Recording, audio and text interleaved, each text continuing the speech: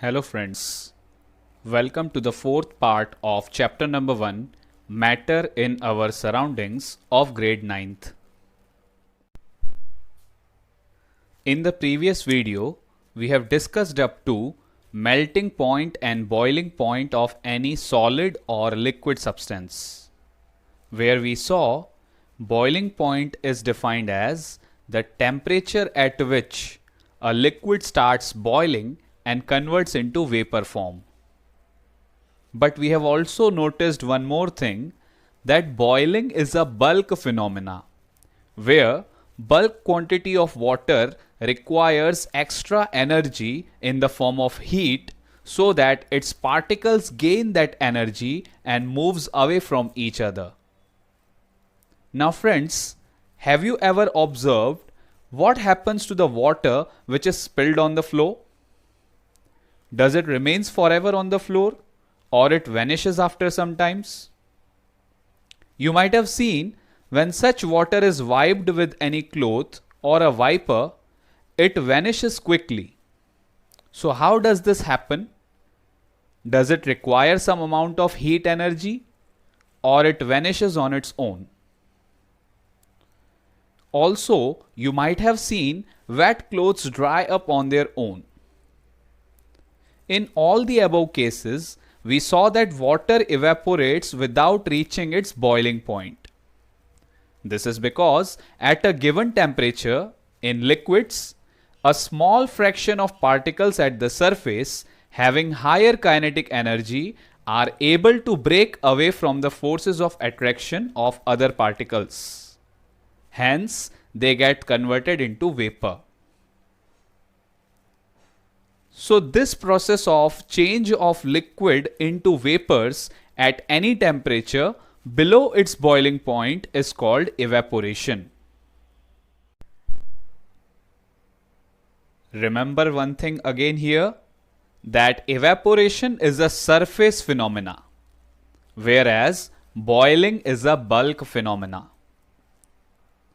Now, let us try to understand what are the factors on which rate of evaporation depends.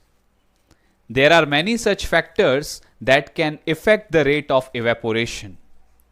That means rate of evaporation can be increased or decreased depending upon these factors, such as number 1, an increase of surface area, number 2, an increase of temperature, number 3, decrease in humidity, and number 4, an increase in wind speed. Now let us understand all these factors more clearly with the help of an activity. Factors affecting evaporation. Let us try to understand this by following this simple activity. We have to take 5 ml of water in a test tube and keep it near a window or under a fan. Again, take 5 ml of water in an open china dish and keep it near a window or under a fan. Take again 5 ml of water in an open china dish and keep it inside a cupboard or on a shelf in your class. Record the room temperature.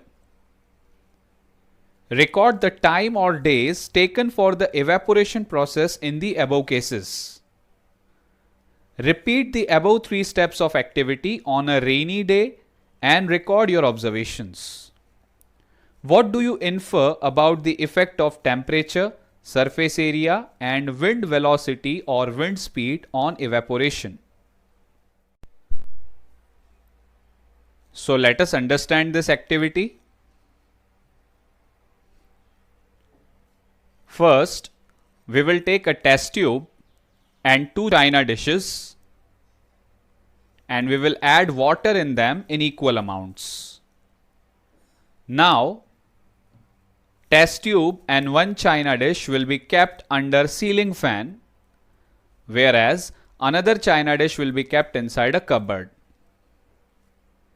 Now, after few hours, you will observe that amount of water has been vanished from china dish as well as some amount of water is vanished from test tube. Whereas the one which was kept inside cupboard has still same quantity of water compared to the one which is kept under ceiling fan. It is because outside the cupboard we have presence of moving air and higher temperature, whereas inside the cupboard, due to lack of moving air and lack of temperature, rate of evaporation is slow. So, from this activity, we can conclude that rate of evaporation is faster at high temperature and high speed of wind. Again, if you look at the test tube, still some amount of water is pending. It is due to the surface area. Surface area of test tube mouth is smaller compared to the surface area of china dish. Hence, we can say even surface area also affect the rate of evaporation. Now, if you will repeat this activity in a rainy day, then evaporation rate will be much slower compared to the rate of evaporation in summer days. It is because during rainy season, we have much more amount of humidity in the air, that is presence of water vapor. So from above activity, we observed that the rate of evaporation increases with number 1, increase in surface area, number 2, increase in temperature, number 3, decrease in humidity, and number 4, increase in wind speed.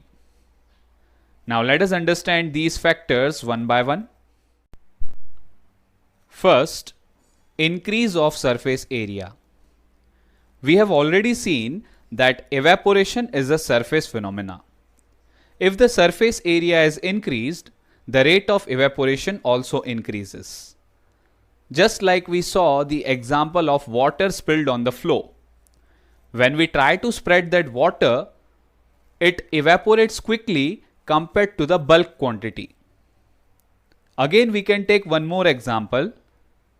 We are able to sip hot tea or milk faster from a saucer rather than a cup. It is because surface area of cup is much smaller compared to the surface area of saucer. That's why as tea spreads on a saucer, its evaporation takes place much faster, which causes cooling of the tea. An increase of temperature. You might have seen during summer seasons, clothes dry much faster compared to the winter season or monsoon season. This is because temperature during summer season is much higher, due to which particles gain enough kinetic energy to go into vapor state at high temperature. This is the reason why clothes dry faster during summer season. Hence, we can say increase of temperature also affects the rate of evaporation. Decrease in humidity. First of all, humidity is defined as amount of water vapor which is present in the air or atmosphere. Since already water vapor is present in air, the air around us cannot hold more definite amount of water vapor, due to which evaporation reduces when there is high humidity in the air.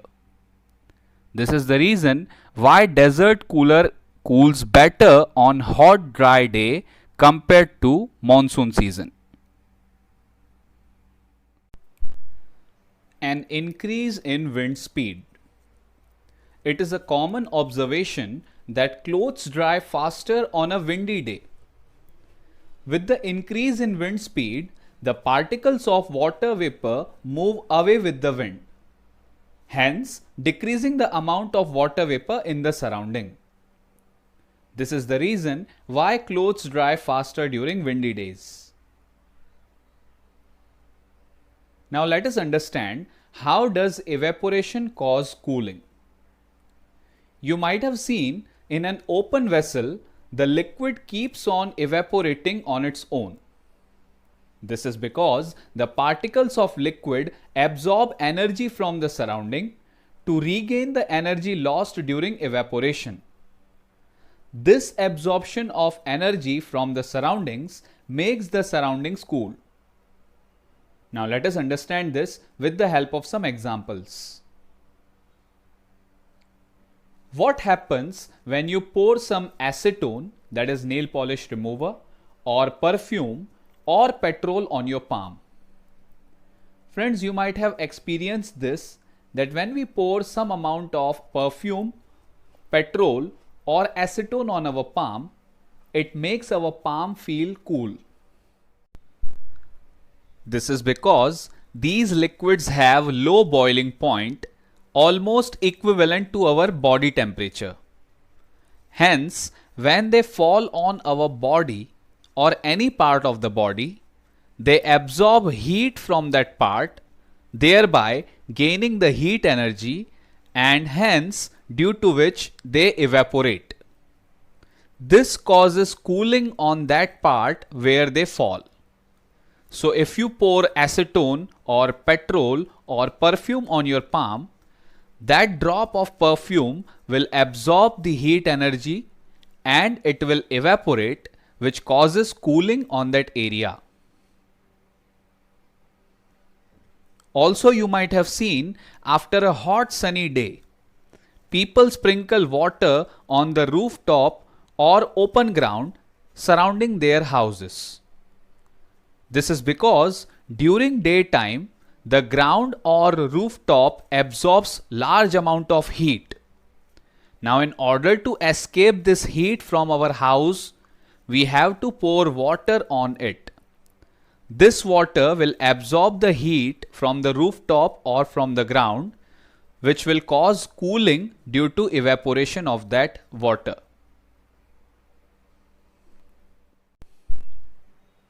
Why should we wear cotton clothes in summer? You might have noticed that during summer season, we perspire more.